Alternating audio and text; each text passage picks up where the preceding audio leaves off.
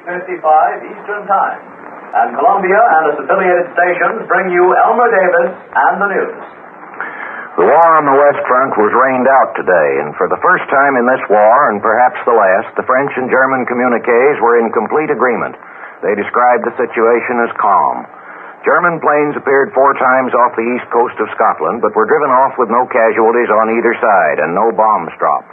2 of the flights came over the Firth of Forth, apparently reconnoitering the great naval base at Rosyth, which was attacked on Monday. The British evidently expect more attacks there, for our London correspondent, Mr. Morrow, reported earlier this evening that they are evacuating more school children from the vicinity of Rosyth and Edinburgh. But while the battlefronts are calm, the propagandists are at it hot and heavy.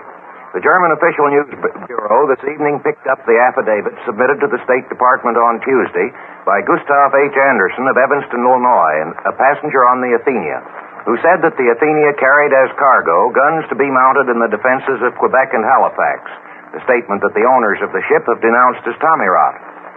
The German version of Anderson's story added that the ship was also carrying concrete gun bases to be mounted at Montreal. Anderson also said, and the British agree on this, that the Athenia stayed afloat for hours after the explosion and was eventually sunk by shells from British destroyers, which the British say was done to remove the hulk as a menace to navigation. But the Germans maintain that this proves that the explosion was internal, and add that it is now conclusively proved that the Athenia was sunk by order of Winston Churchill, and that he is a pathological liar if he denies it. But why should Churchill want to sink a ship carrying coast defense guns to Canada?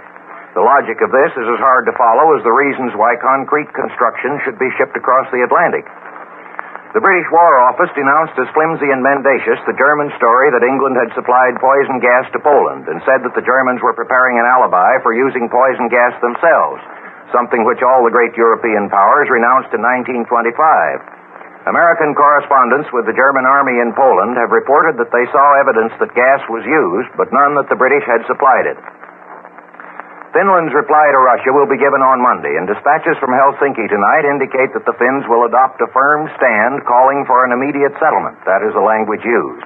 As a mere matter of relative force, of course, Finland cannot demand an immediate settlement, and that phrase has been taken as suggesting that perhaps the question is already virtually settled, presumably on terms that the Finns could accept as not compromising their independence.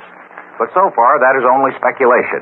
The most encouraging sign is that the Russians don't seem to be in much of a hurry.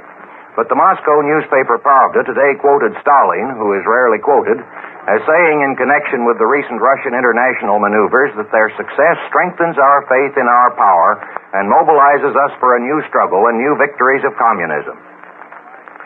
Franz von Papen, the German ambassador to Turkey, came home today to make his report on the signing of the Turkish treaty with England and France. A Berlin report says that Hitler will also call home his ambassadors from Italy and Russia to talk over with them what Germany can do in the way of retaliatory measures.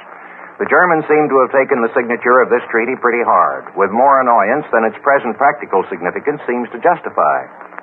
But while the circumstances which would bring the treaty into operation seem hardly likely to arise just at present, it has a considerable significance from the point of view of prestige. It proves that in spite of the lack of any Allied successes in the war so far, the Turks still think that it is worthwhile to stand by England and France.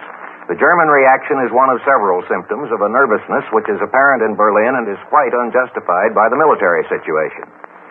President Roosevelt said today that the limits of what we regard as American territorial waters are flexible depending on particular cases.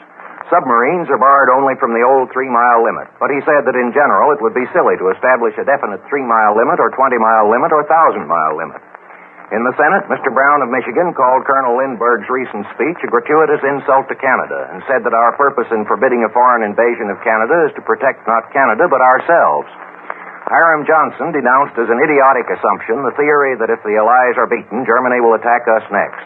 After a European war, he said, all combatants would be exhausted, and if Hitler conquered Europe and tried to move on America, he would leave rebellion behind him everywhere. The British labor leaders, Major Attlee and Arthur Greenwood, today expressed their regret that the government had decided to postpone the organization of India as a dominion till the end of the war. That sentiment is felt more strongly in India. This is the Columbia Broadcasting System.